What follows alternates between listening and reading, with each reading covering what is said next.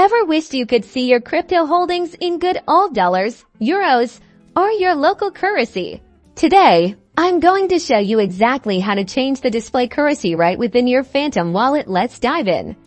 First, unlock your Phantom wallet. Once you're in, look for the settings icon. It's usually located either at the top left or when you click on the three lines at the bottom right. It looks like a little gear or cog symbol. Tap that to open the settings menu. In the settings menu, you'll see a list of options. Scroll down until you find the option labeled display currency. It's usually located under the general options. Give that a tap.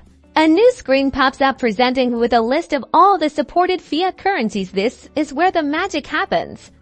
Scroll through the list and find your preferred currency, whether it's US dollars, euros, British pounds, or any other option. Once you see your currency listed, tap on it.